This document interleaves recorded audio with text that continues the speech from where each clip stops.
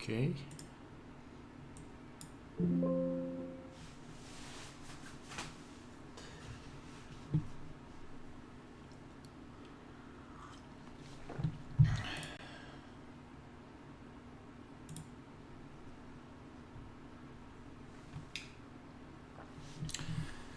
Are we live? Hang on. Need to check.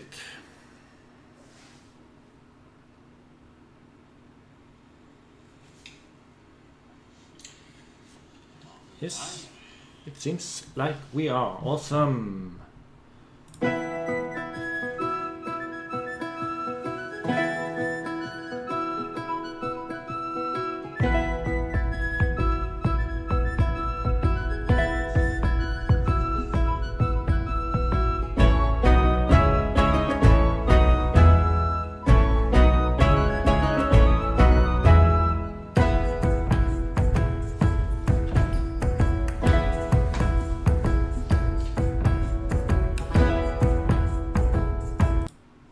Right.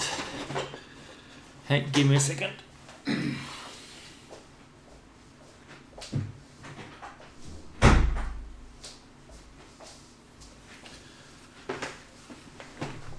Okay, guys, so this will be quite improvised.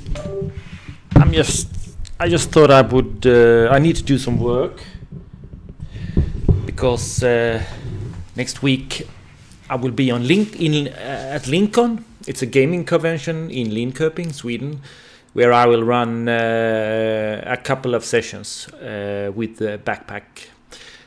And I have prepared a dungeon for the people to try out. The session is only 4 hours, so it will just be a dungeon crawl, nothing else. But there is, and I've chosen to use Barrow Maze, the first part of Barrow Maze as a dungeon, because it's quite sprawling and it's quite deadly, and it could be a good way to show off the kind of feel I'm looking for in Backpack. It's also quite good in giving out treasure. It's a lot of danger, but there is usually good rewards in money or mostly in money and jewelry and gems and art that can be converted to wealth, but also a few cool magical items that could really help a new party. So what do I need to do? This could be extremely boring, or it could be relaxing for you to look. I've started a document where I've put all the monsters, and but I have a list. I have quite a few to go, and some of these monsters are like classical Dungeons and Dragons monsters, so I will try to find them in a monster manual, and maybe I will also take some inspiration from other OSR games. And some of these monsters are particular to the Barrow Maze module, and I have to try to convert them from there.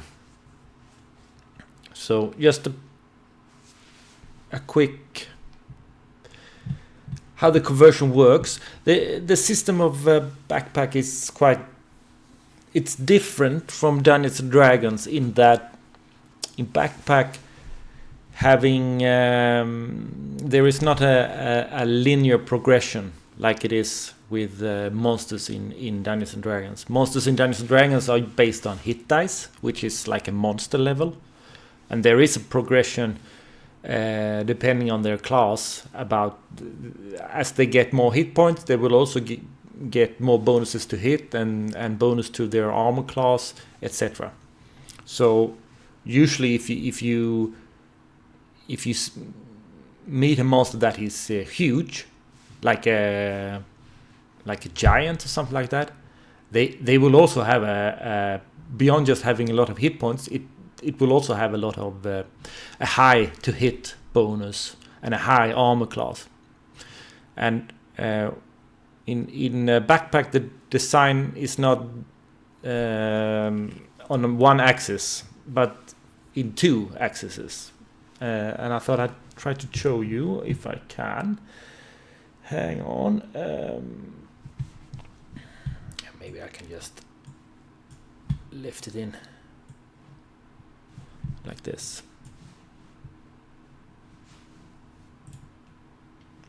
So what you can see is it's a table. On the x-axis we have the stature of the monster, that is basically its physical size. And as a reference, I have used the categories from Dungeons and Dragons 3rd edition, because it has the most categories actually. And the stature of the monster is also what will decide how many villain dice they have. So a medium villain or medium monster, say like a human sized, would have 3 or possibly 4 dice. So that's it. And large, we have ogres or trolls, etc. And huge, we are starting to come into, I think, hill giant and those kind of creatures. And colossal or gargantuan, I don't quite know. We have a lot of dragons here in these categories, I think. And small is, that's in my world is like goblin sized. So and tiny is more like a cat or something like that. So one axis is the size, the stature, and one axis is the competence of the villain. And the competence level is what decides what kind of dice it has. So D6 is the grunts, veterans is the D8s, and elites are D10s, and master level is D12. And what is a master level? Well, the competence is said to be like an abstract measurement of a creature's skill, training, also equipment quality, anything that makes you effective. So, and since a medium scoring backpack is 3, and you need to roll equal to or less, that means that you can see that when you get up in the competence level, they can become quite formidable. So I just thought I'd show you this, so you have an idea of what I'm working with. All right. So let's go to work. So I have already done the skeleton and the ghoul and the shadow. And you can see the the formation of how it looks. It's quite simple. We have a name. It has a class, undead in this case. There will be a lot of undeads since it's Barrow Maze. It's villain dice. It shows both how many and the type. Tactics, how will they move and how will they fight optimally. And then it's weaknesses, immunities, and traits. And traits are what is used to, beyond the dice and the number of dice, if what you want to make when you want to make a monster specially some kind in some way, then you can add the monster traits. And the monster traits could be like they are extra tough or fast something like that. So it will come into play here as we try to get this going. So I haven't rehearsed any of this. This will be my reasoning live, unscripted, as I try to get this right. So you can see it also a difference if you compare the skeleton and the ghoul. There is a gray area on the ghoul, and when there's a gray area, then that creature has a special attack. Otherwise, it is assumed they will attack just and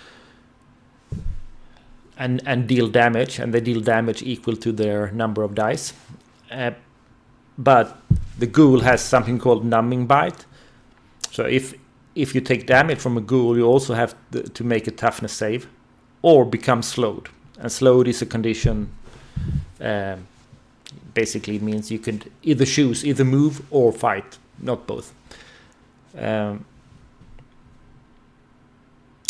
when you roll, your toughness is based on your might aspect, and you need to you always roll the villain's die against your toughness in this case to see if you make the save or not. And the shadow has a strength drain, so they actually will, if you get hit by a shadow, it will actually remove 1 might from you. It can be healed back, but it will take a couple of days, but it might very well affect you quite badly. Okay. Let's look at Barrow Guardian. Let's start from the top. So Barrow Guardian, it's a monster from Barrow Maze. And I have go to the monster chapter. New spells.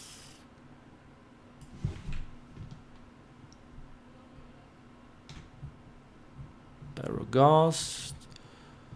Barrow Guardian. All right. And I have the version of Barrow Maze that is made for Labyrinth Lord, which I don't use that rule set, but I think it's based on one of the original D&Ds from. Yeah, I don't know if it's basic expert or even if it's first edition Dungeons and Dragons. Advanced Dungeons and Dragons, maybe. Okay, so the Barrow Guardian is basically a living statue. And what do we have effect-wise? It has a high armor class that can be expected. Movement is quite slow. Just want to compare against.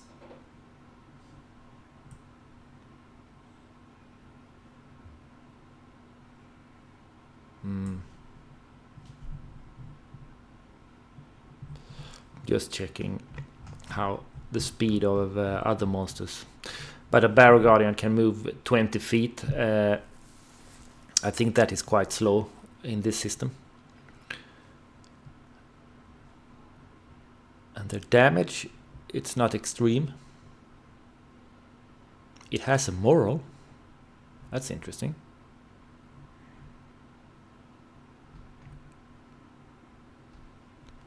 I thought they would be like fanatic because they are created. They are gods standing in the centuries to guard the crypts and tombs.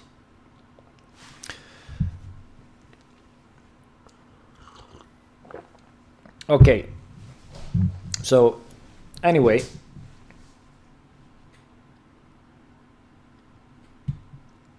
and in this system, the weapon, when you hit a Barrow Guardian, the weapon must make a saving throw or become stuck in it. Okay, so it steals your weapons. Interesting. All right, I don't think they will have a special attack, but it could have. We could use the same field for a special defense, actually.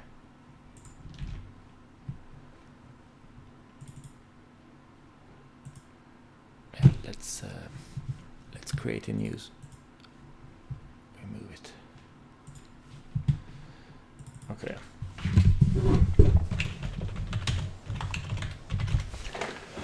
Barrel Guardian. It's not evil. I think it's typical neutral. It's a construct. Flavor text. Don't know yet. Seems like the size would be like normal sized. So 3 dice is probably correct. Possibly 4. We could see. This is a charger, so it's a melee fighter. Does it have any weakness? No, I don't think so. Not. Let's leave that for the moment. Do they have any immunities?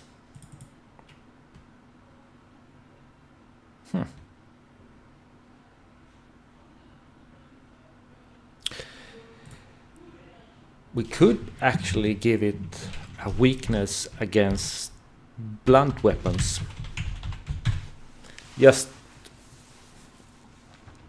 so it becomes blunt weapons are usually quite bad in Backpack. They don't make any critical hits, but they could have some stun effects.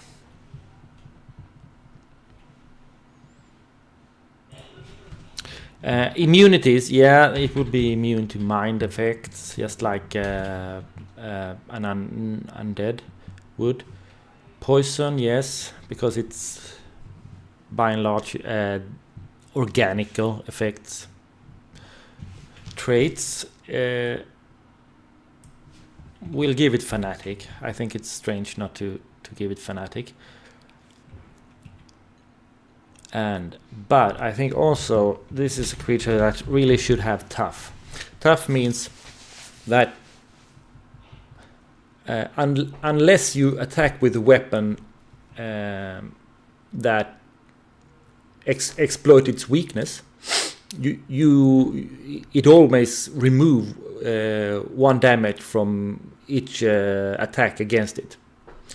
So, and normally heroes, they one-handed weapons or most weapons deal only 1 damage on a successful hit. But if you roll a 1, or if you attack with a weapon that, in this case, blunt, then you deal normal damage with it. You could also attack with a weapon that deals 2 or more damage. Then it would still deal some damage. Like a Warhammer would be perfect against a Barrel Guardian, because it's both blunt and deals 2 damage. So that could be quite good. All right. So, and we should maybe give like a special defense. Okay.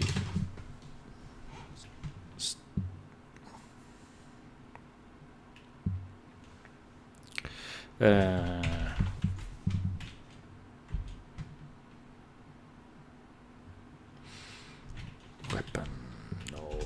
Need to maybe give it some kind of ability, a name based on its material, maybe more, since it's defense.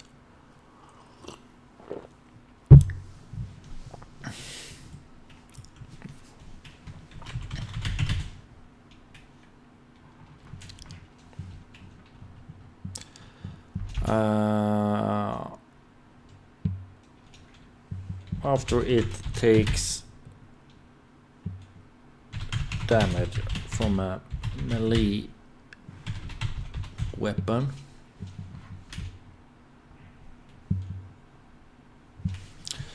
from a non-blunt melee weapon,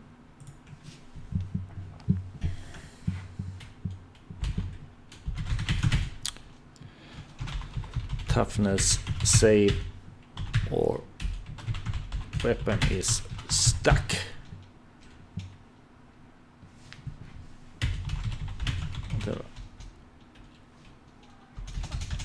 We don't need to give that. Okay, after you take damage from a non-blunt melee weapon, make a toughness save or the weapon is stuck. That's a cool effect. I like that when a combat is not only a combat where you hit and miss and try to kill the other guy, but there's actually creates the enemy has effects that create problems in the fight, something that they have to improvise, they have to do something else. Maybe that's their only weapon and they need to throw a weapon to someone, or they need to find a backup.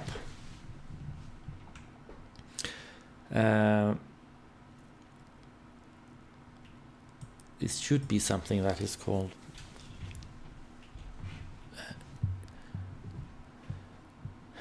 they are stone statues, pillars, columns.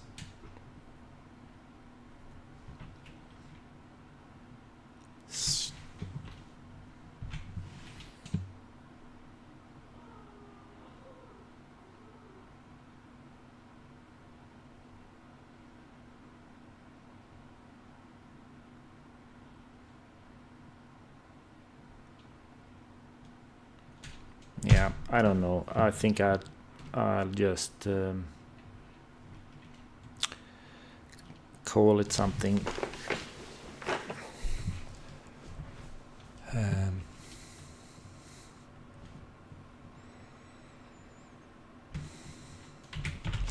Stone cracks, perhaps.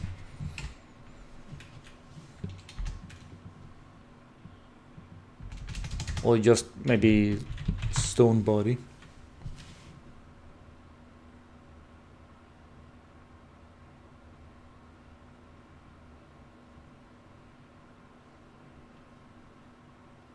After Barrow Guardian takes damage from a non-blunt melee weapon. Make a toughness save.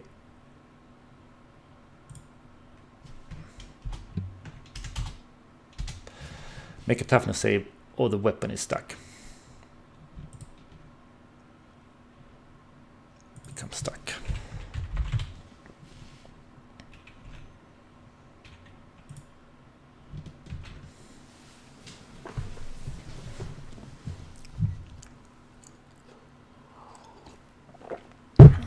Okay, so it's weak against that. It's tough.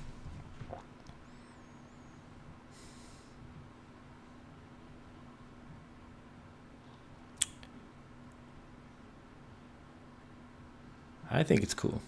All right, I like it. We'll leave it that for the moment, and then we could come back. Okay, we have then Beetle Swarm. So this is like a swarm of beetles. Is this from Barrow Maze? Let's see. It could be from... no. Okay, no, it's probably from the basic... I'll see if I can find it here. In the old Monster Manual. Beetle, giant beetle, stag beetle, different kind of beetles, beaver.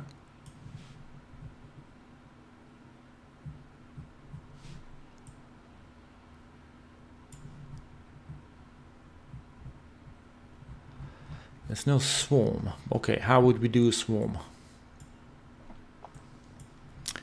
Let's just check like a normal beetle.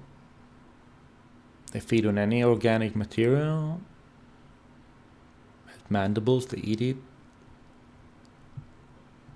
I'm thinking like in the Mummy movies when all these scarab beetles swarm out and they they are like basically run through a person, and then it's only the skeleton left. So, all right, let's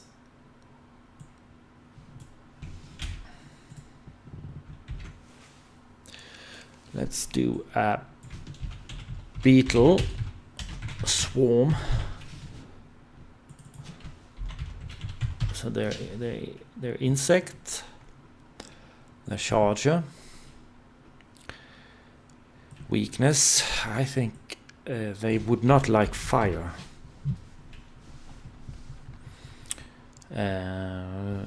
Immunity, yeah, they mind effect. Yeah,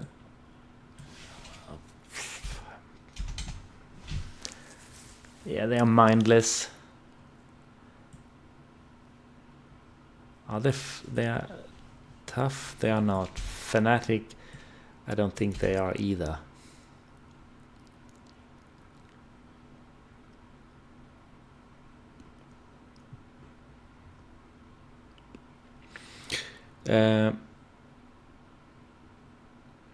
So how big is a swarm?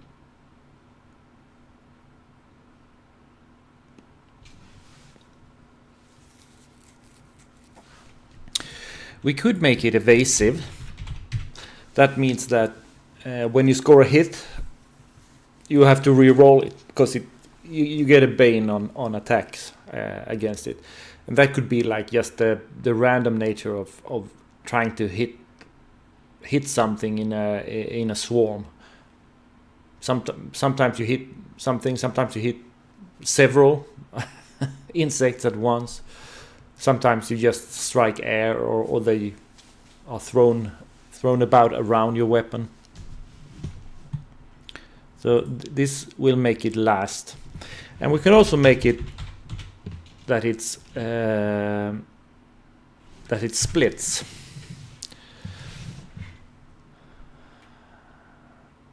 We could give it 1 die more.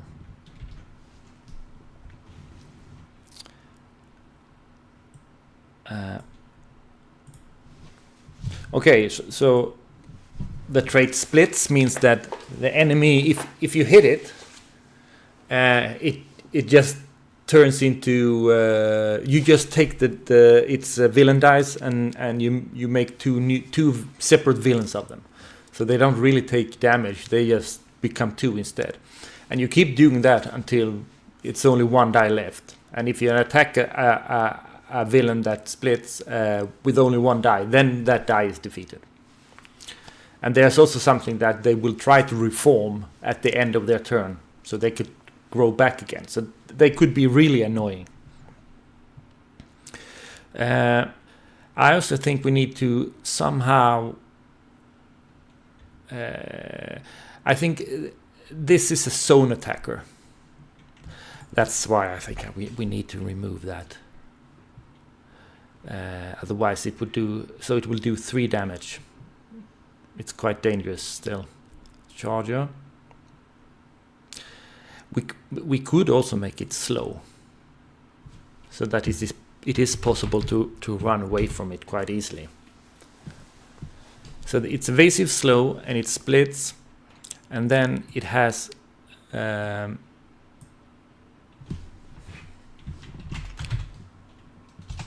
just write zone attack.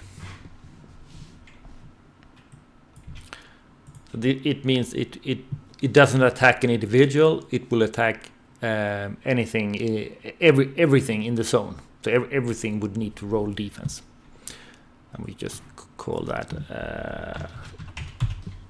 swarm,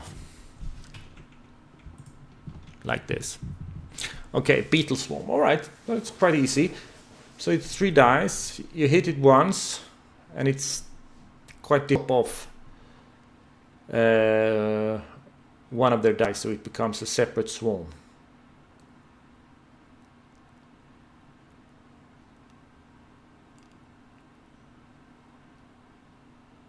And then you need to hit it again, and then it will disperse eventually. All right. Okay. I like it. Bloodthirsty spider. Okay, what's that? Is that...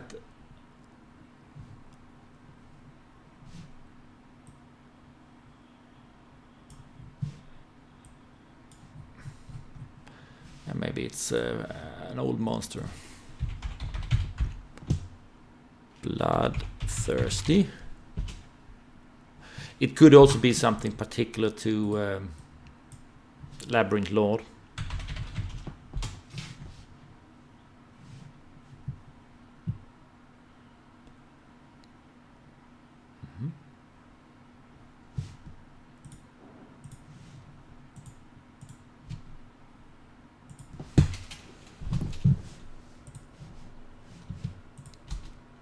There we go.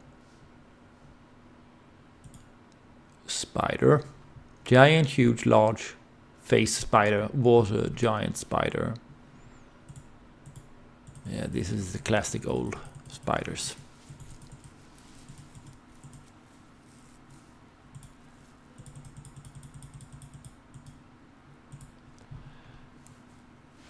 So a giant spider, I would say is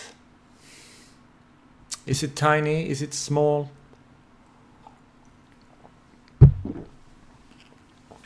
Is it like a goblin? Or is it smaller? I think it's quite small. For it to be more than one die, I think it should be like a huge spider. Then it's like... Then we really are getting into the Shelob territory.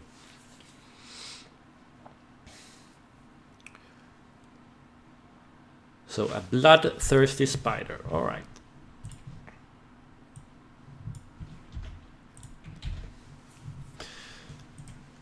And as you see, unless I have a really good reason, I don't. I mainly use D6s.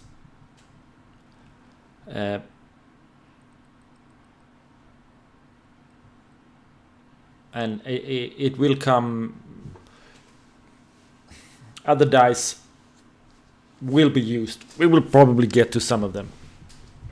We might also go back and change maybe some. I was actually thinking about the Barrow Guardian. Maybe we should give it D8 instead, making it a bit more martial, a bit more dangerous. Yeah, maybe we should do that. Yeah, let's do that. I just need to get.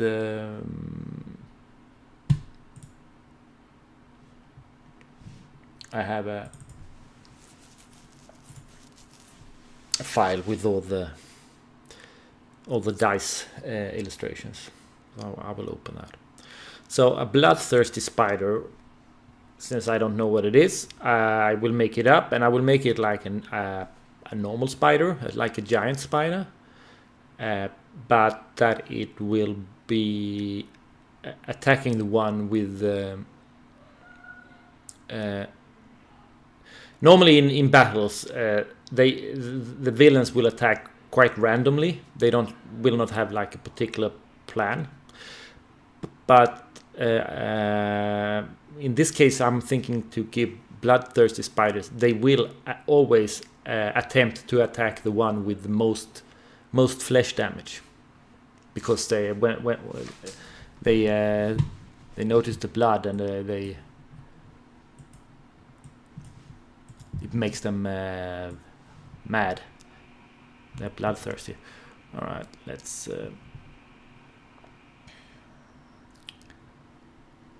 Okay, here we go. Here we have some D8s.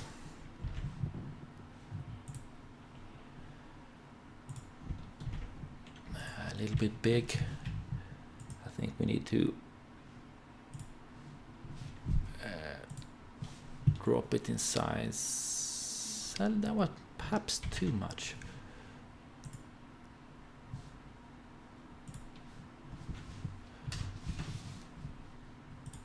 90%, yeah. This is good.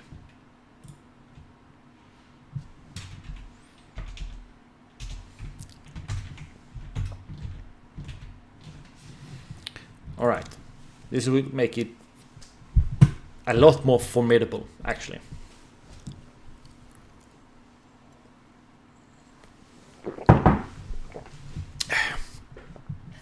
Oh, shit. I didn't see the teats on that. What is it? Is it harpy or sphinx? Maybe maybe it will picked up by the parental control on YouTube.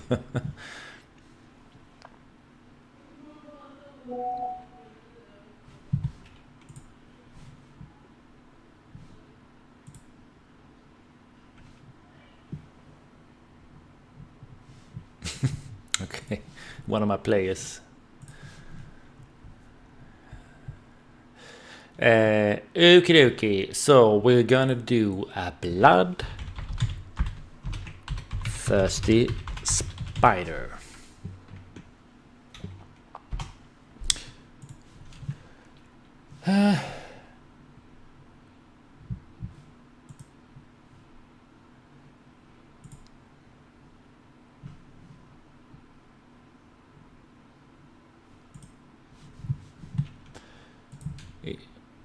It's not an insect, but it will fall into insect category still. Okay, we'll give it 1 die. It's a charger. Weakness. Don't know. Mind. Yeah, insects are quite mindless.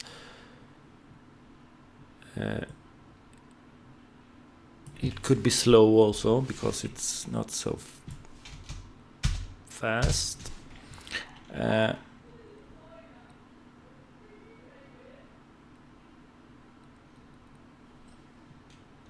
We could actually make it evasive as well. Since it's so small, it's a bit harder to actually get a hit in. And slow because it's still a spider. Maybe we could. They would be more terrifying if they actually move fast. So should we give it a weakness against fire? Not necessarily.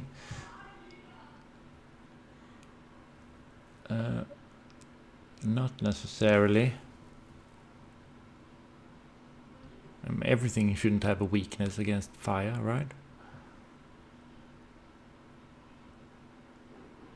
I'm just thinking about insects that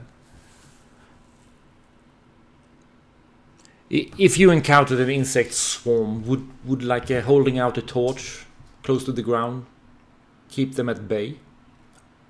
They would like instinctively try to avoid the fire, right?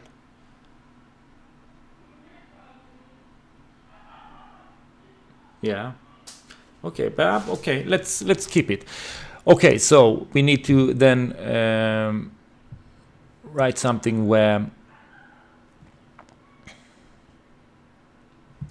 I think we give it 2 dice. It needs to have some staying power. It needs to have some respect. I also think that in the room descriptions and in the random encounter tables in Barrow Maze, they don't come in great numbers, so they must have some kind of effect. They are not absolutely not swarm like the bloodthirsty spiders. They are like come 3 or 4 at a time.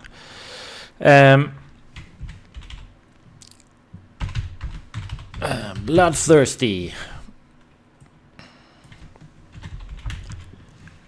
will attempt to attack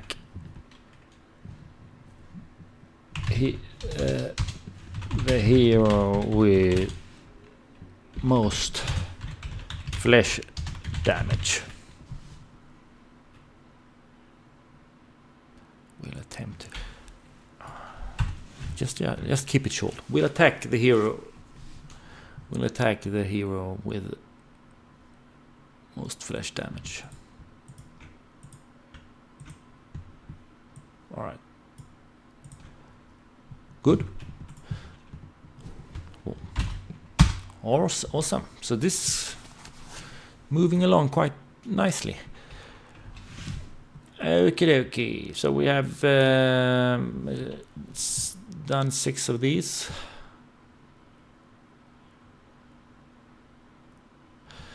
Okay, Carcass Scavenger. This is like a non-tradeway version or copy of the Carcass Crawler, or the Carcass.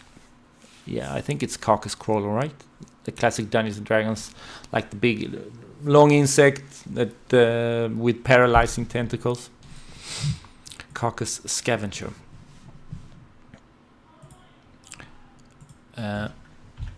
So let's see in the old script.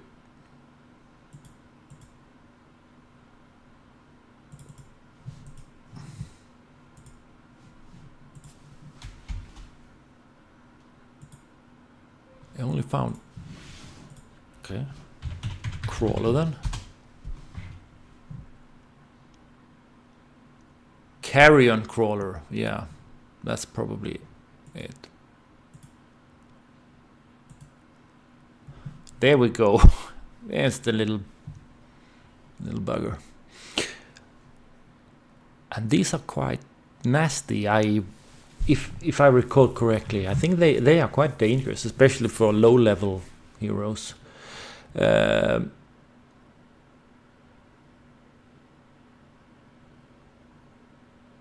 Yeah, it has a well armored head.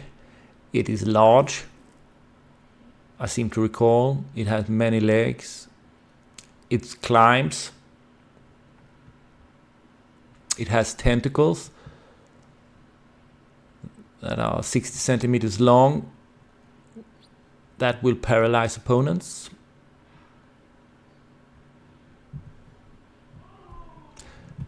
And they can paralyze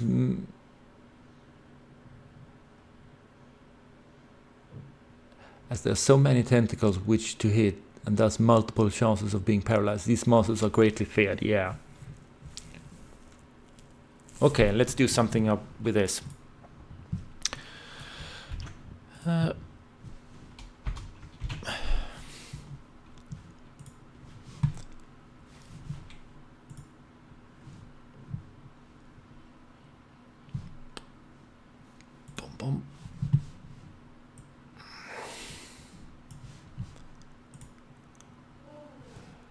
And it was called Carcass Scavenger.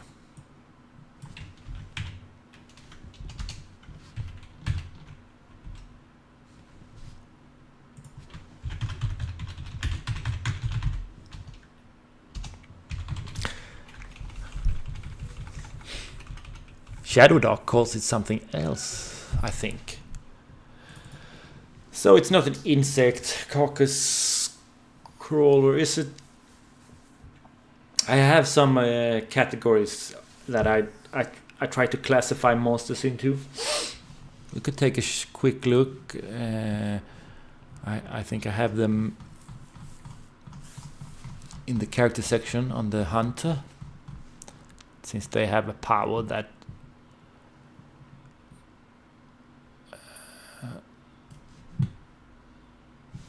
yeah, no, I have it's in this document.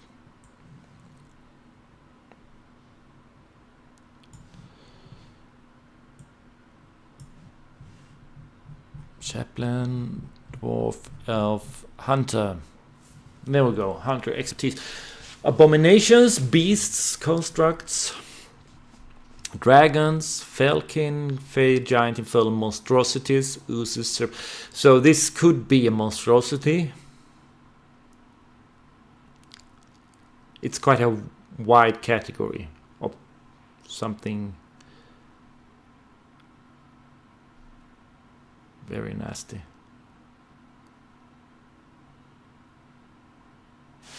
We should actually have another category here,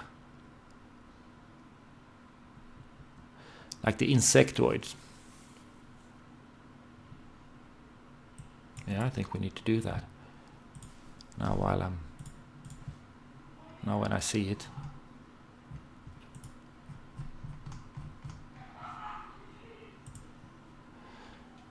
So 9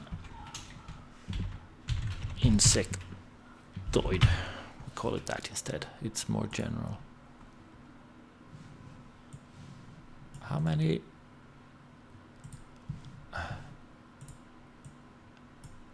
It created a lot.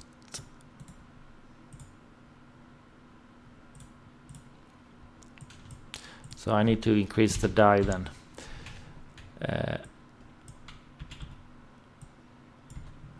Yeah, I'll have to look at that later. But I think we'll give it the monstrosity, because I don't think it should be an insect.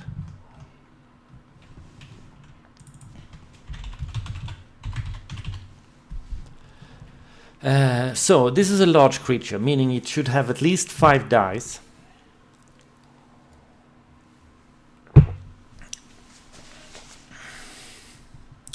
It is quite well armored.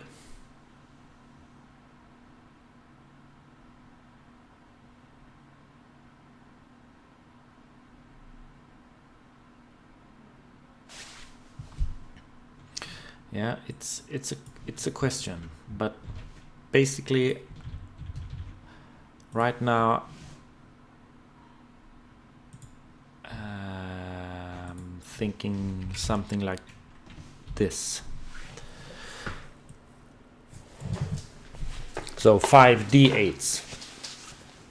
It will deal 5 damage on a normal attack, which is a little bit much, maybe, since it has these small tentacles. Maybe we have to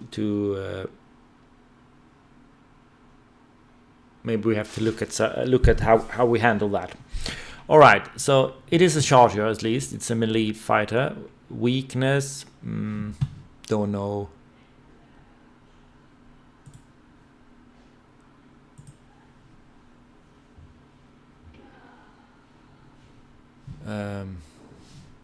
What? Did it close it?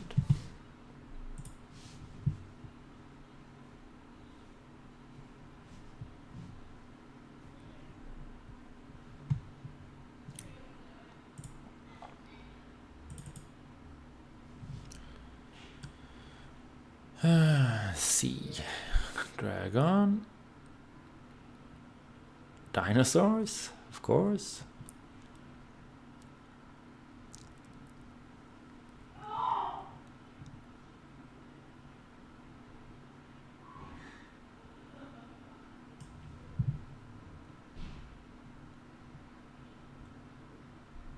Seven, yeah, number of appearing. Move 12. That's like normal movement speed, I think. In the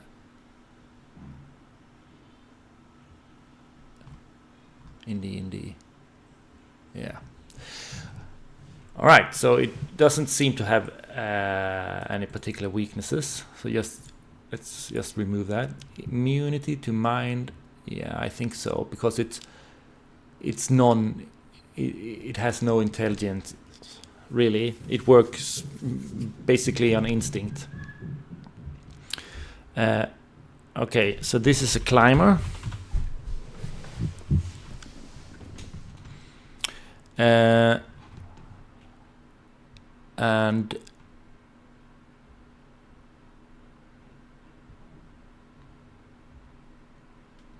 I think also we could have, since it has so many tentacles, it could theoretically try to attack. It's a bit. I was thinking about maybe it could attack everyone in the same zone with its tentacles, but if they're like 2 feet, that they really have to be quite tightly grouped together for that to work. So it doesn't really work. So then instead, one could think that all the tentacles attack. It uses all tentacles against the same target. All right, then maybe we could keep the damage, because then it's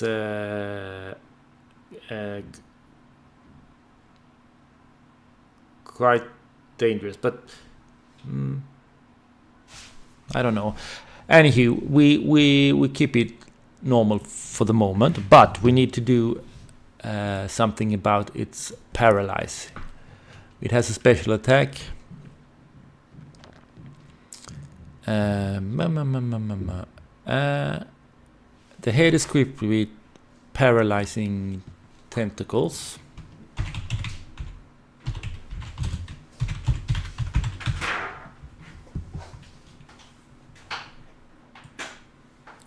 Jag streamar lite så att stäng där sen. Yeah, okay. Paralyzing tentacles. And then we toughness save or stunned.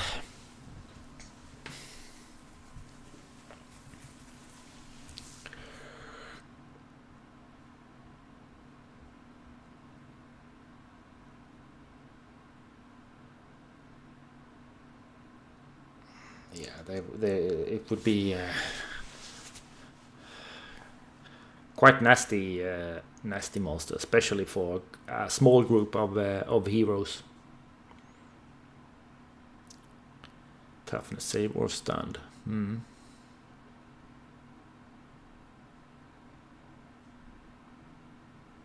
Okay, I'm quite happy. Let's leave it with that. Cave Fisher. That's also an old, I think, classic D&D monster. I wonder if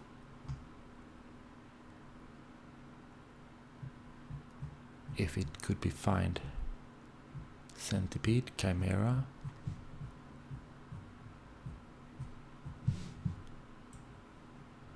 No, okay, it's not in the first.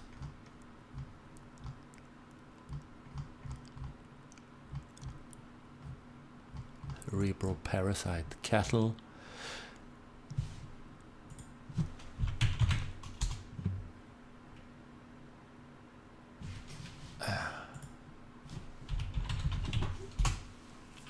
Fisher. Fishermen. No. Okay, and I assume I won't find them there. Maybe I can just Google it. Cave Fisher. Yeah, so these are the guys. They're like crabs, but they have this long, sticky strand that they try to attach to. Yeah. So 5e tools. What's that? Is that like? Okay, so here's some stats. It's 5e stats, so one have to be a bit careful. So it's a bit slow. It can climb. Adhesive filament. This is the most interesting. It's medium, so it's not bigger. So it can extend it up to 60 feet. And it can anything it can adhere to it, and it's grappled.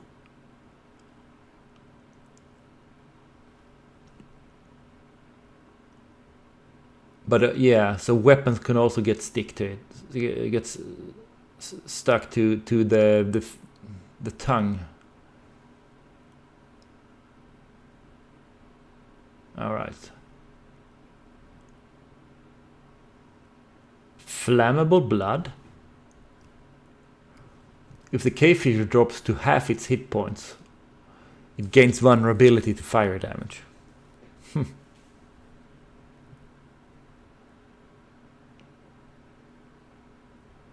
Okay. Okay, I think it's enough to start. Cave Fisher. This is also a monstrosity, I think. So it's medium, so it's smaller than a carcass scavenger. But I still will keep it at 4, like the upper limit for medium, just because I can. Its armor, it's not that impressive.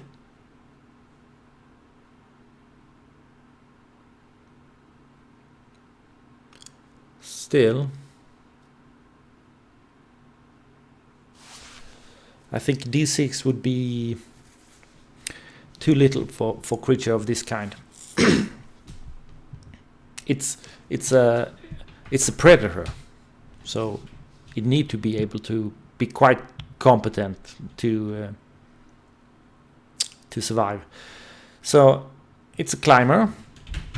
It's stealthy. That will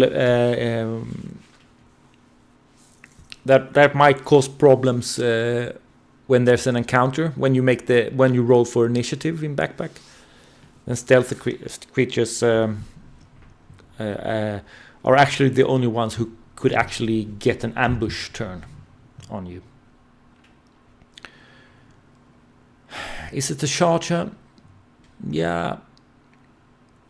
It can technically shoot up to quite far away.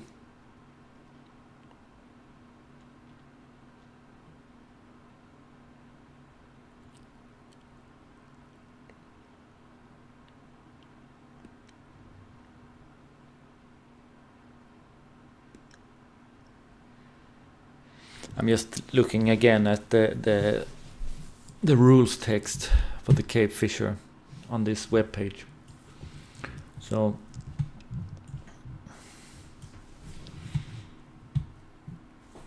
it seems to be like it shoots this strand.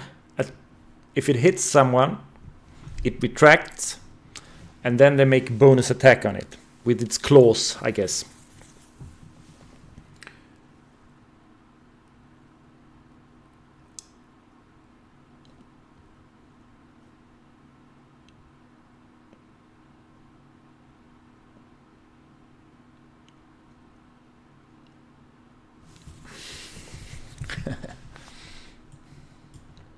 So how would we do that in Backpack land? So cave fisher, it's climber, it's stealthy, it's a charger, and it has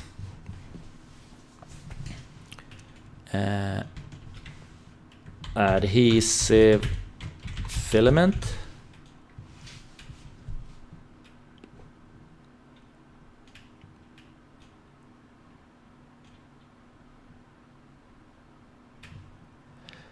It actually might behave more like a shooter, because thinking about its tactics, it kind of tried to keep at range, right? It tries to single out one enemy, shoot at it, and then haul it back and attack it while it's alone.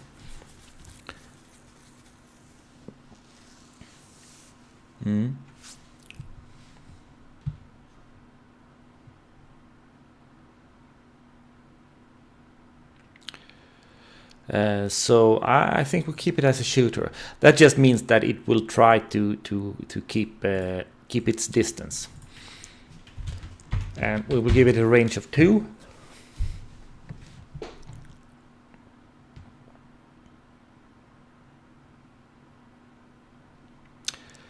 So adhesive filament.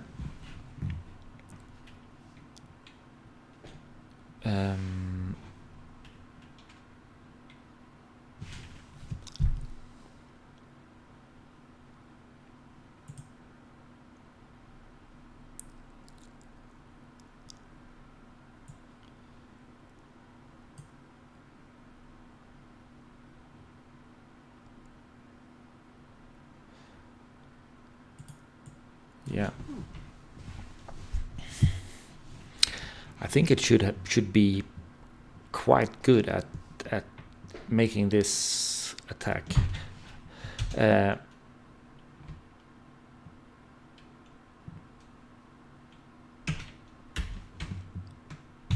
Bane on defense against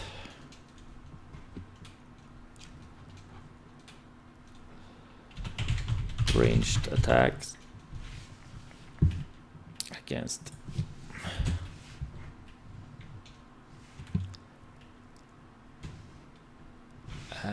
do like against attacks from cave fissure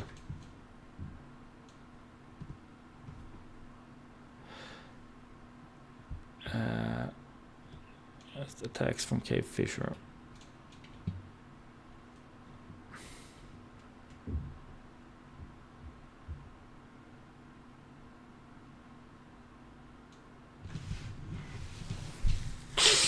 A Bane on defense against attacks from the cave fissure.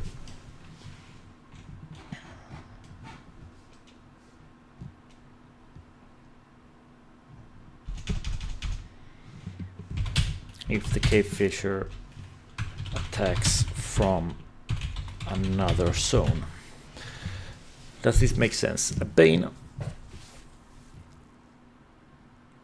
on defense against the cave fissure's attacks. If defense, if the cave fissure attacks from another zone, which it can only do with its ranged attacks.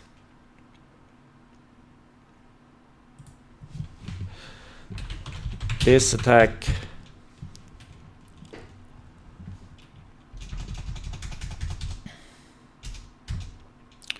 and what do you need to break free? Yeah, it's might, toughness save, or be moved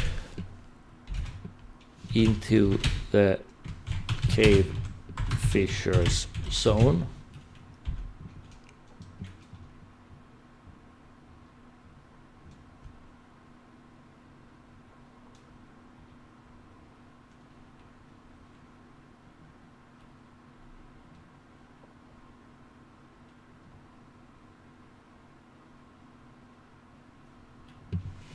Is this enough? So, will this work? It has 4 dice. It makes 4 damage normally. So it shoots. It tries to hide. It tries to win the initiative. It tries to ambush. And it's very, very precise with attacking with his from at range, but normally skilled at in melee.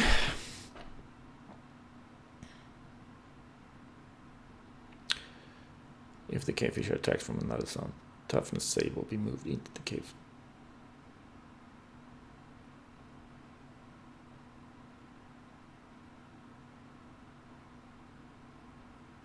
Maybe we don't need that. I want to keep this terse if possible. If we just do toughness save or be moved into the cave fissure zone, if we keep it like that, it deals its normal damage.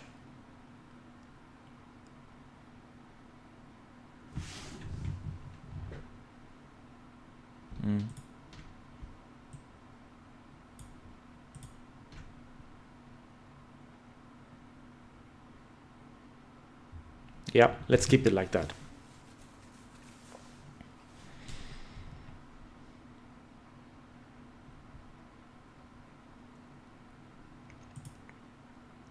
I think they are mainly alone, cave fissures, but I could be wrong.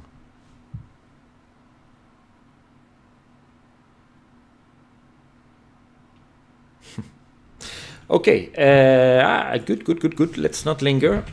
Cave fissure. Coffee corpse. Okay, so this is an undead and Barrow Mace. If you don't have Barrow Mace by Greg Gillespie, buy it. It's an awesome mega dungeon. And let's just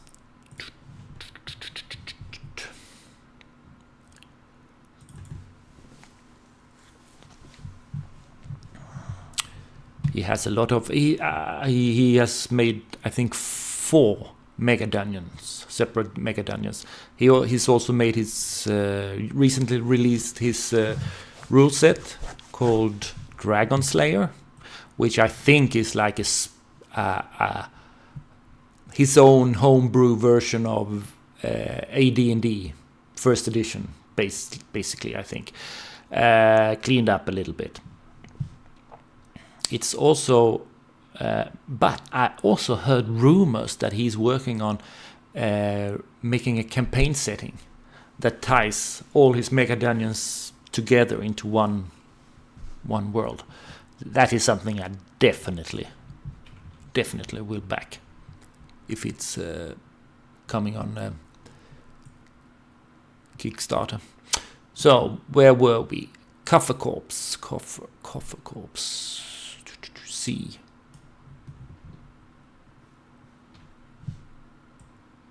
Brown pudding? No.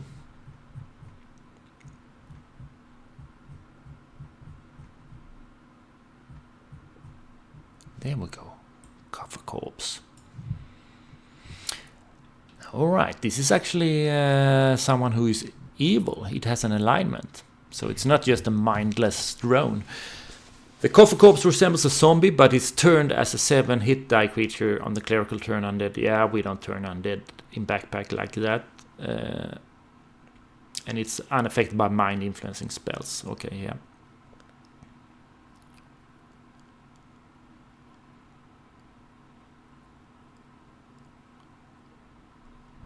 After sustaining 4 hit points of damage or more, it collapses and appears defeated. However, normal weapons do not do damage to a Coffer Corpse, and 1 round after collapsing, the undead creature will rise and continue to attack.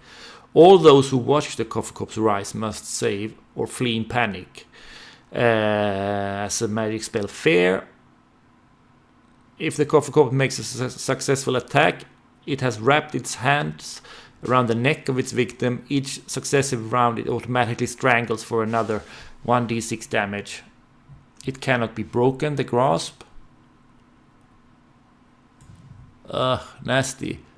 And it is... it cannot be hurt. Normal weapons do not damage to Coffer Corpse.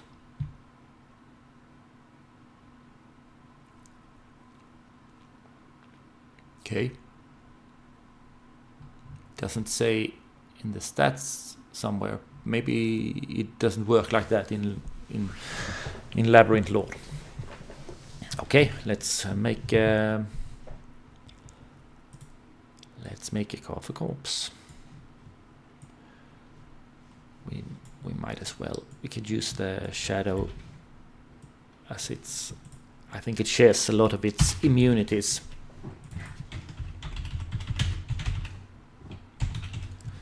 Corpse. It is evil because it is, and that actually has an effect, because some spells or prayers affect, or magical items have an effect or not on just particularly evil villains.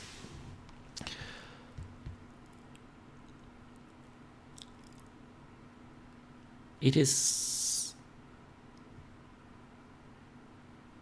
not fast, not slow.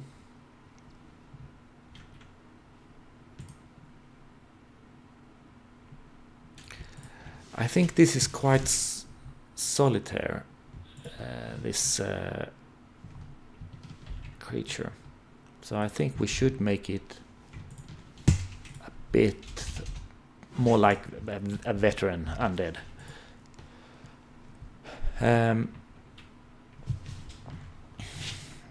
No, it's not a flanker, it's a charger.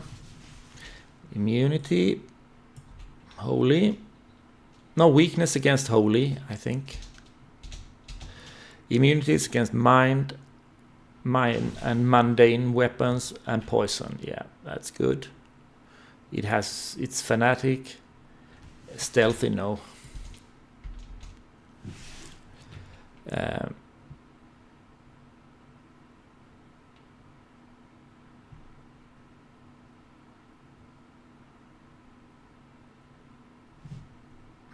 I think I made The ghoul should also be immune against mind effects. Yeah, I don't like complicated stuffs like this, that they basically play dead, and I don't like fear effects that works like in Dungeons and Dragons, where basically you take control of the character. So I don't think that is good. I prefer giving a condition that is so that weakens a character that much that they actually the player becomes scared of actually keeping on fighting. Because I never want to take the control away from the players in the game. But I could manipulate circumstances that make them actually fear for their character's life. But in this case, it's a lot of text. It's a lot of stuff. I think I would just keep the effect where it will try to strangle. So let's call it Stranglehold.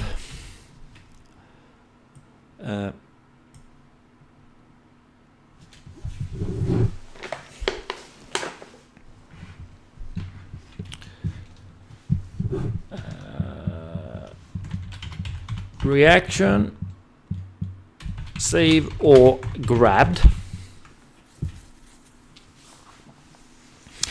Reaction save is based on it's a save based on the grace aspect. So I think maybe they could not through strength, but through speed or instinct, they could maybe try to pull back before they get choked. Being grabbed is a condition that means basically that you cannot move away from the villain.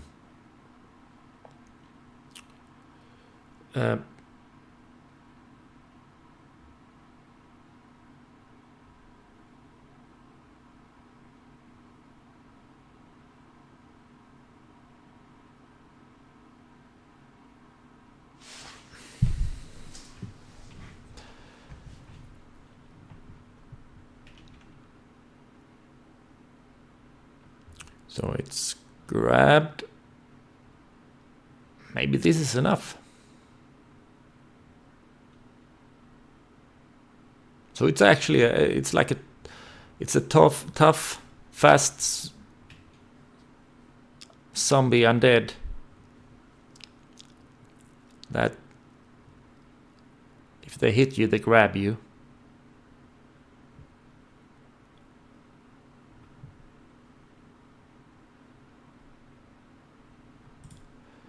And will not let go. And then in Backpack, if you are grabbed, automatically you become the target of the attack. So he would keep attacking that hero. So I think it works. All right, good. Cough cops. Crypt Shade. Don't know if that's. Yeah, we have Crypt Shades. All right, it's also from Barromace. Another evil undead. Maybe I should move my head.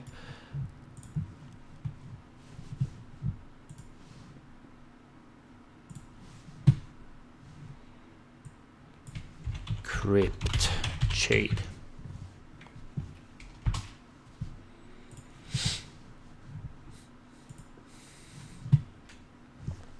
So it's a chaotic undead, it's evil. Movement, it's fast. Now maybe we should make him slow then.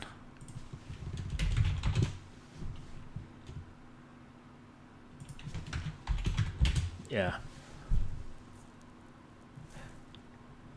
Yeah, sorry. My mind jumps back and forth.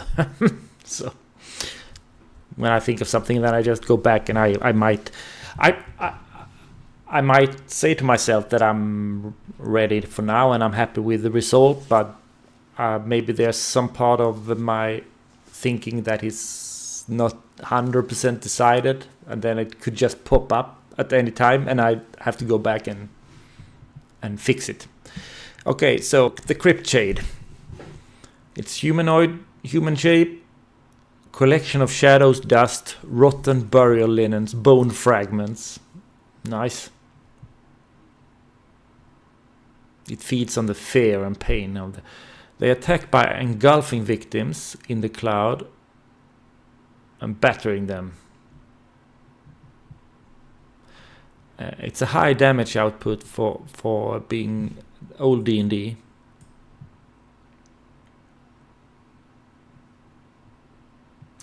And physical attacks on the Crypt Shade inflicts only half damage. But they suffer normal damage from fire, silver, magic, and holy water. Okay, so I think we keep the 8s. They're nice. The weakness is holy. And fire. And silver.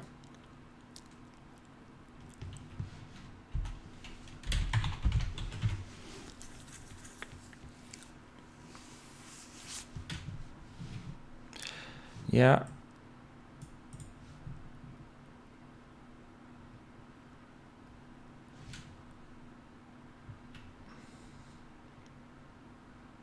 So they're immune to mind effects.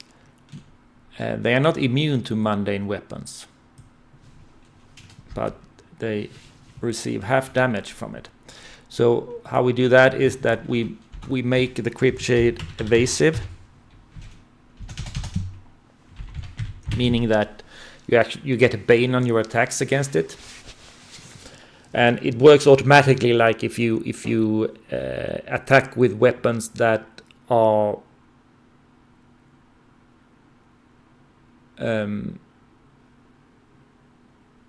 they have weakness against, you have a boon on the attack, so it cancels out each other. So say if you attack with a mace, you would have a bane, but if you attack with a mace set on fire, you would actually be unmodified, that attack. Or if it's a silvered blade or something. So I think it's okay. Of course, having a magical weapon would still make it evasive.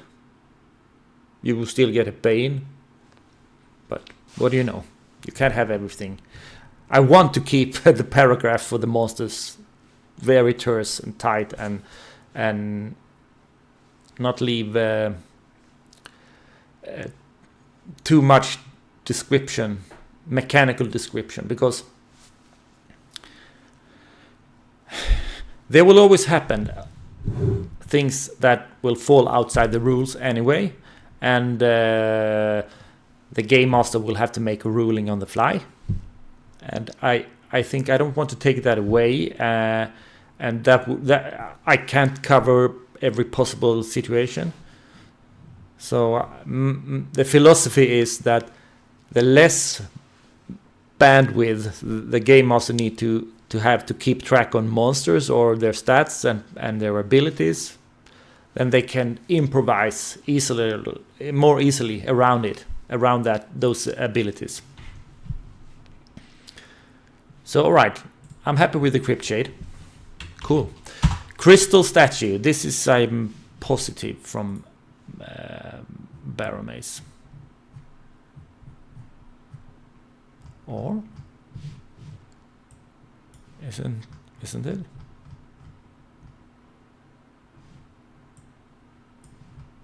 Perhaps not. Crypt Shade. Crypt Knight.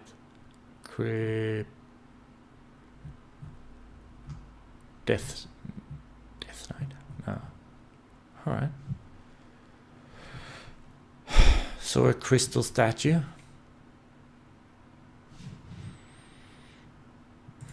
How does that work then? we have something crystal in the old tomb? Crystalline caverns.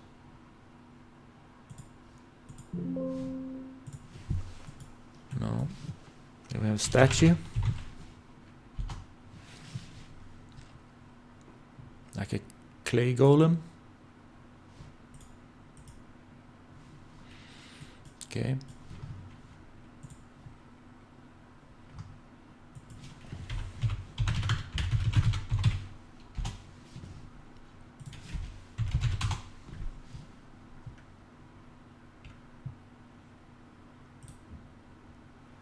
It's like a living statue.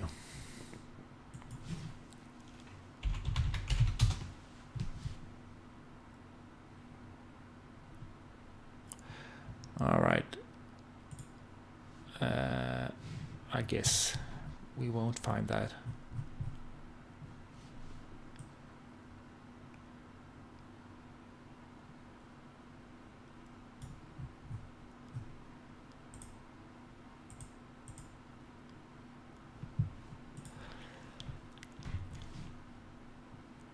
I'm looking at something here by Trevor Mellis. I don't know, a medium construct. This is probably it sounds. This is like 3rd edition, I think. Vaults of Pandias, the official Mystara homepage. Oh, so they have normal speed.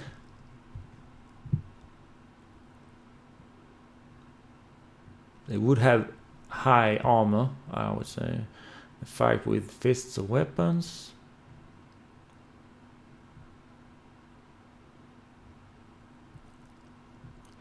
Living statues are a type of constructs.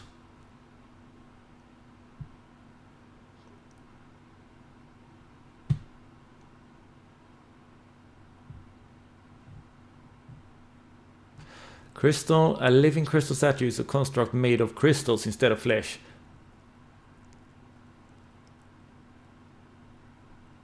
And it has the scatter light.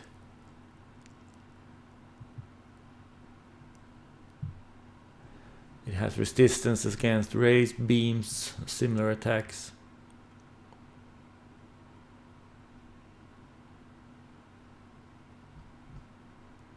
All right.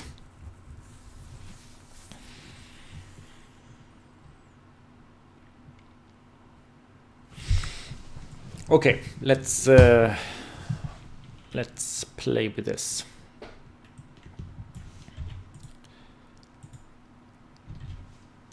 So we have a crystal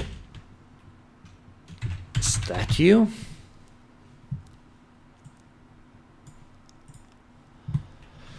It's not undead, it's a construct. I would say quite neutral. It's human-sized. It's a charger because I think it's actually a melee. Weakness, fire, holy silver. No. Maybe sound. Sonic. Perhaps better. I don't know if there's any attacks with Sonics, but it's enough at least to give the game master an idea. Because I think crystals, they should shatter, should somehow be, the vibrations be more vulnerable to that.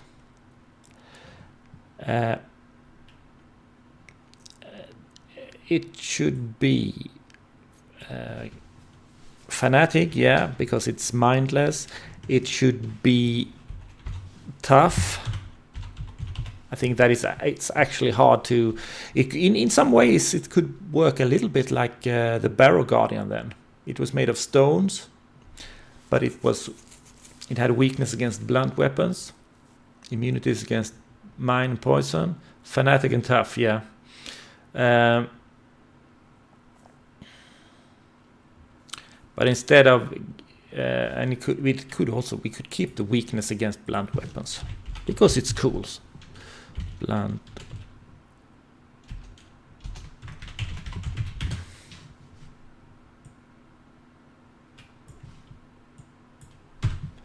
Blunt weapons, sonic. Immunities against mind, poison, it's tough. But the difference would be that weapons would not get stuck.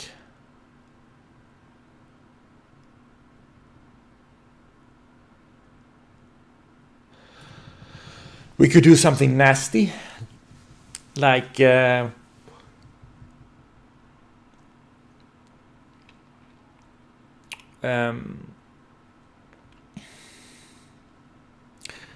we could do like it's we could give it higher hit dice. Hit dice. We could give it like D10s to make it elites, but I don't think it's I don't think it's right. I think it's better to perhaps this is one of those creatures that you need a magical weapons to attack. But it's a bit boring, isn't it?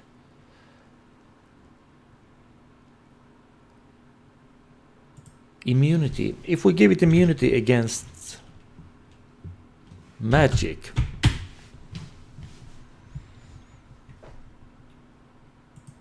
that's quite cool.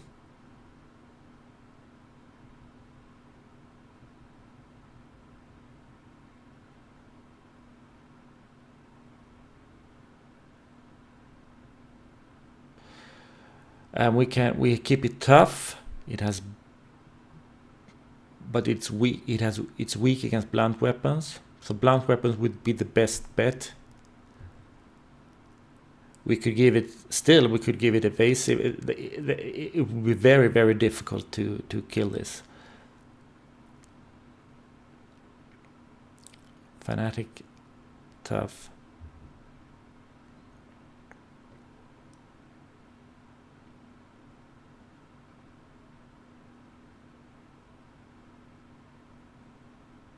Maybe we just keep it like this. Could be nice also to not needing a special attack or defense. We just keep it nice and clean. Yeah, no need to overdo it. What time is it? All right, we keep on for a couple of minutes more. Exploding bone skeleton.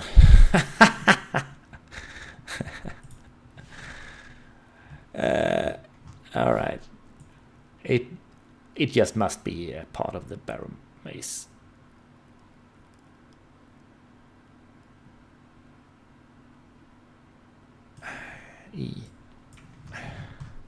Death Knight, Gargoyle. Okay.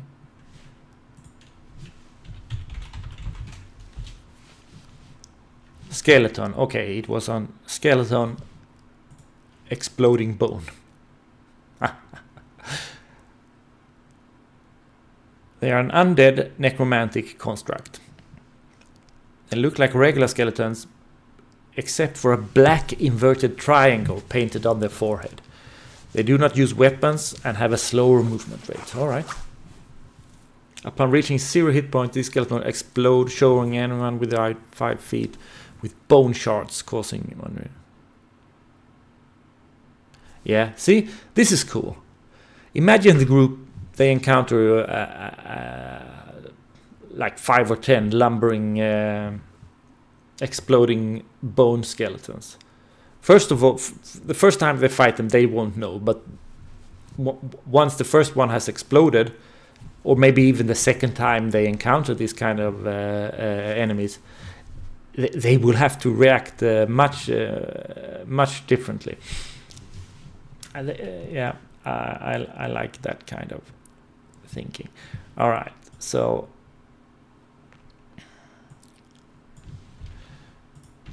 we'll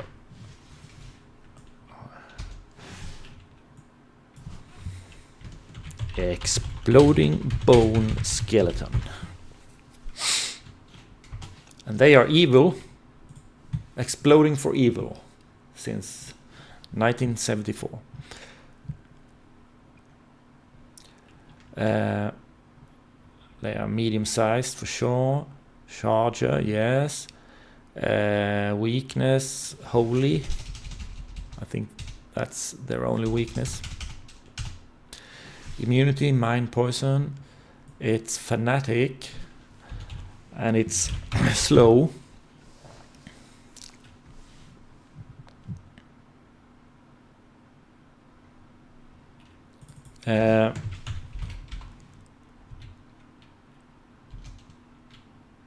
Exploding.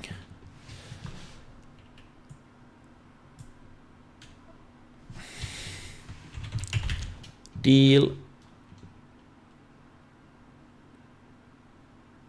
1d4. So, okay, deal 1 damage to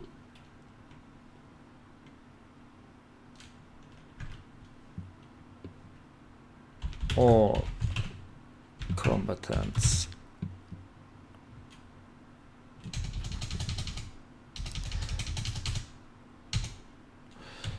Everything in its zone when defeated.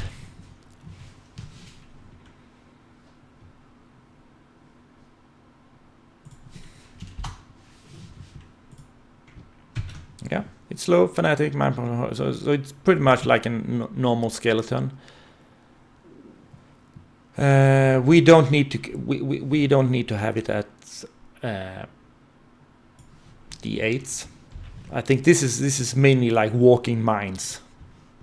There's no skill required from the skeleton side. Imagine the evil mind in this exploding bone skeletons, just longing to get close enough to explode in the midst of a party of heroes. I love the barrow maze monsters. They make me crack up. All right, exploding bone skeleton, awesome. Let's do a classic, the fire beetle.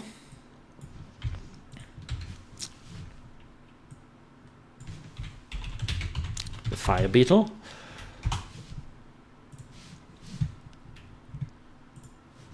And oh my god, I don't know if anyone. I've just assumed no one is watching this.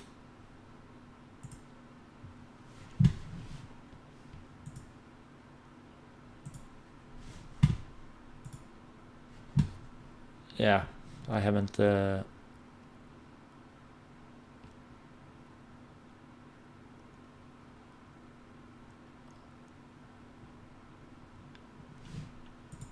testing. Yeah, good. No, I just suddenly got afraid if someone was actually in the chat and tried to communicate with me. It would be impolite not to answer, right? So fire beetle. I don't even think I need to check this. This is they are not evil. It's an insectoid. It's small. It's a charger. Does it have any weaknesses? No, don't know. Don't think so. It's immune against mind effects. It's not fanatic.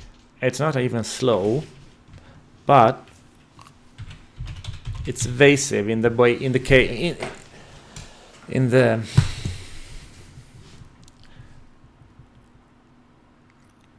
yeah. No, maybe it should be tough instead. So they're tough.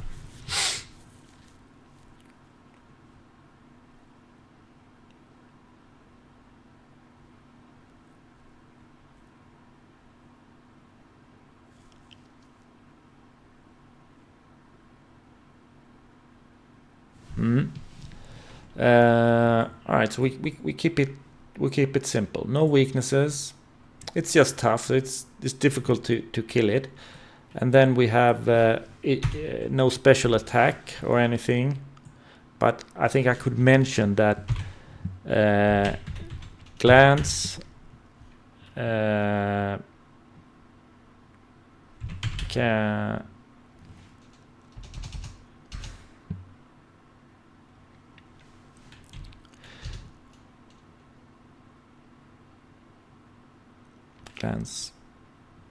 can be used as a light source. 1 hour.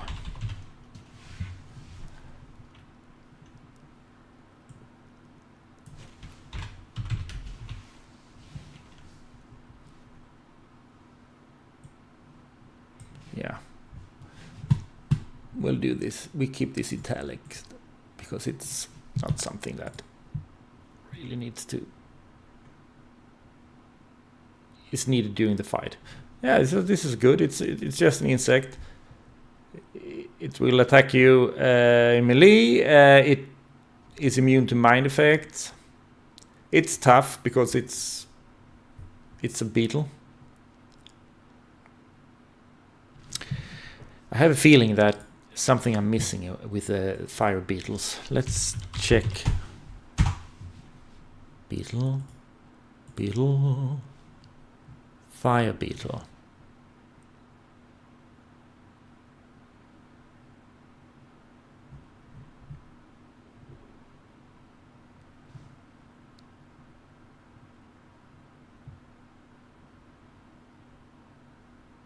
Primarily nocturnal. They have 2 glands.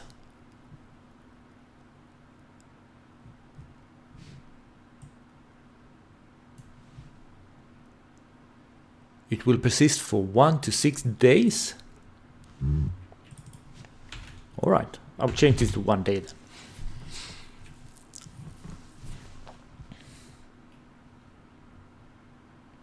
They have a high armor class, so or old in the low. It has an armor of 4.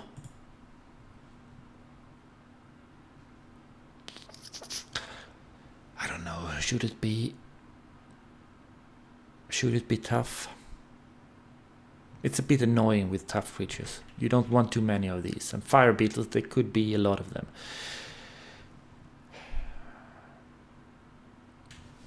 It could be I don't give it any traits.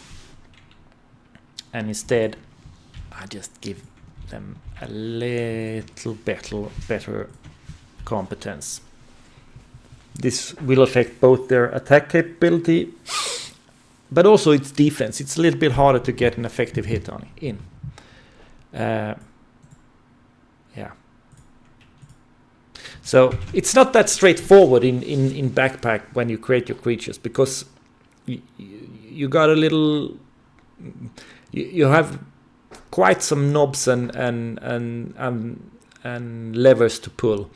You could of course tweak the competence die, the die used, if you make it stronger or weaker, or you could use villain traits to give it to give it certain aspect, giving it strength or particular weaknesses. It depends.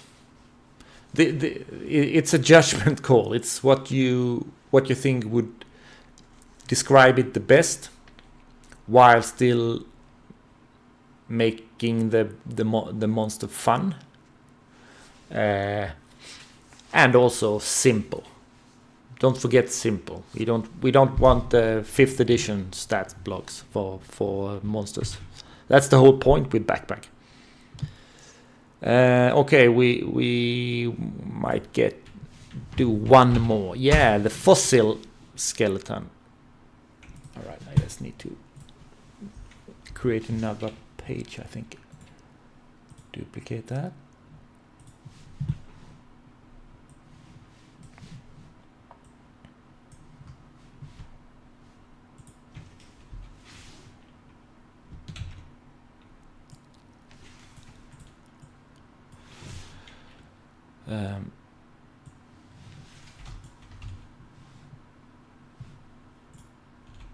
Come on.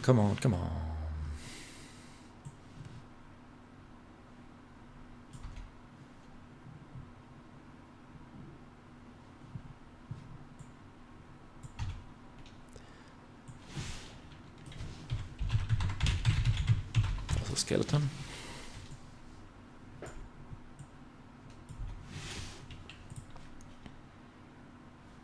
So a fossil skeleton, let me see.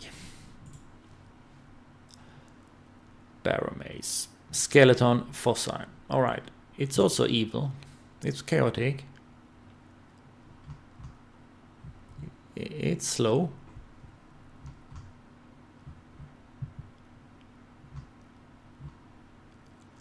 Actually, it deals a bit more damage. They're often found in deep subterranean passages where limestone and mineralized water was in constant contact with bones. Fossilized skeletons are effectively made of rock and are harder to destroy than regular skeletons. In some instances, the fossilization process has been induced deliberately. Alright, so it's an evil undead. It says so itself. It's tougher than a normal skeleton. Thank you. And we'll make you tough.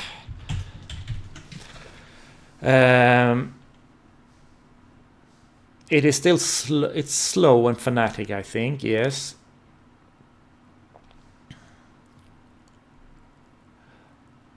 And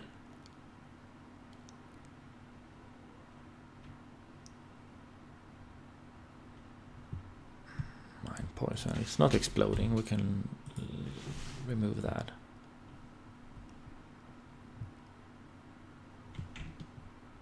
So what's actually different than the skeleton? Yeah, a skeleton has a weakness against blunt weapons.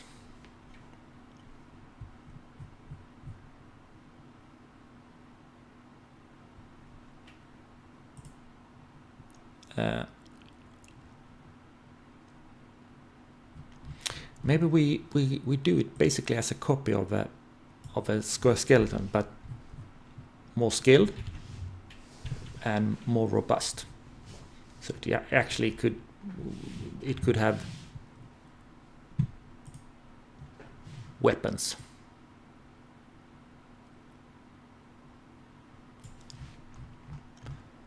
Unlike the exploding bones.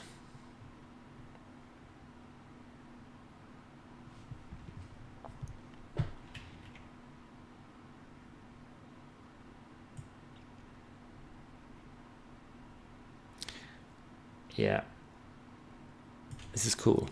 So imagine the cleric knows from experience that bringing up the mace when fighting skeleton, it's very good because it's one of their weaknesses. But then suddenly they face some a bit odd looking skeletons that are much harder to defeat. Should we make the gelatinous cube as the last one? It's a classic. Gelatinous cube.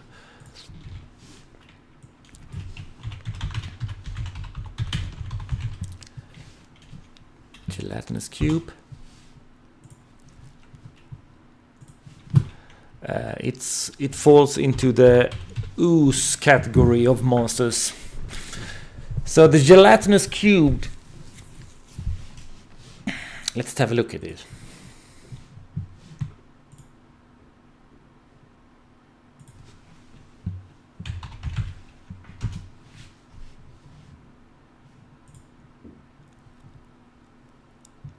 So yeah, they are solitaire.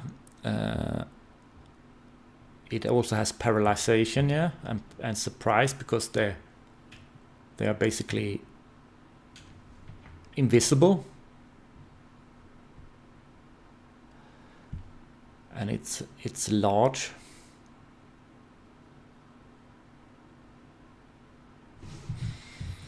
So I don't think it's like its competence could not be that much. But as a large creature, we could use 5 or 6 dice. I think we use 6 because it actually fills up 10 cubic feet.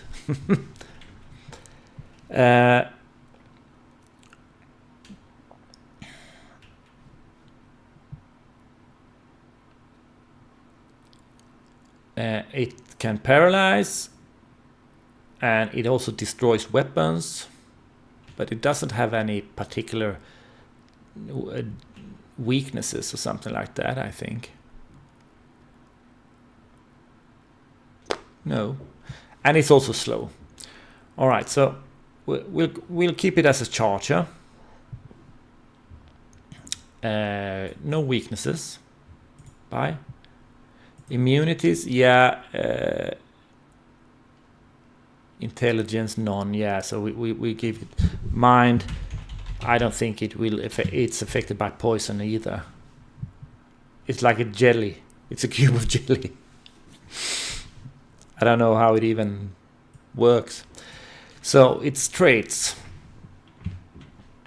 Basically, its defense is that it's chunky. It will take time to kill it.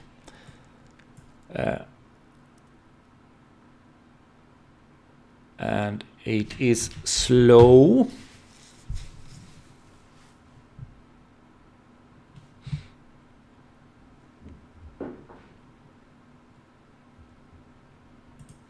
We could make something fun. We could do that the gelatinous cube is immune to blunt weapons.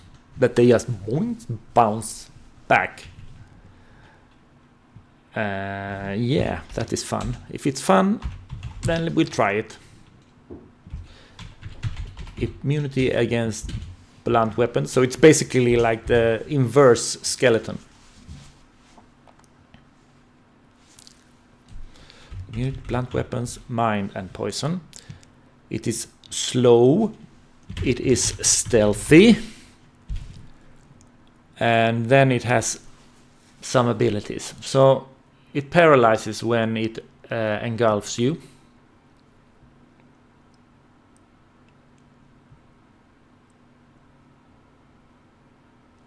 Yeah.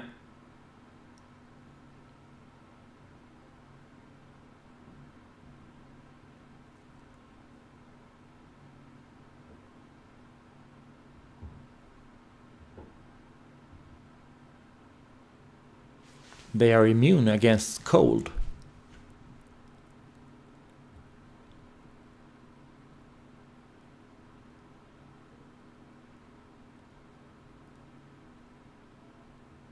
Oh, it's also immune against electricity.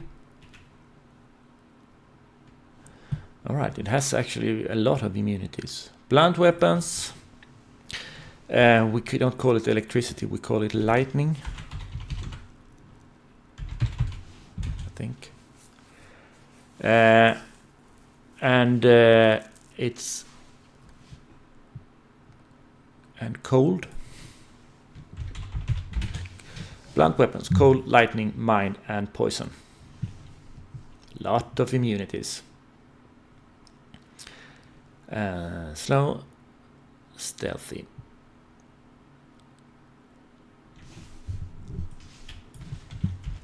Engulf.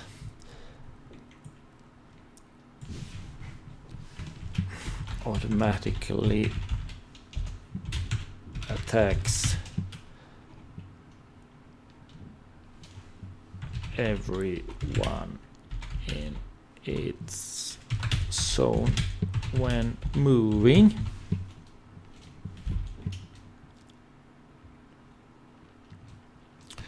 And we make a toughness save or stunned.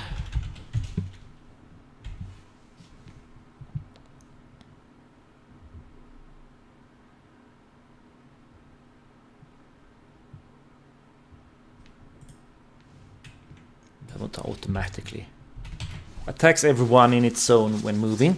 Toughness save or stunned. Good. Then these are one of the monsters that I actually have to give one more ability, as much as I restrict myself from doing it. But I really like the one where no, it is not. It does not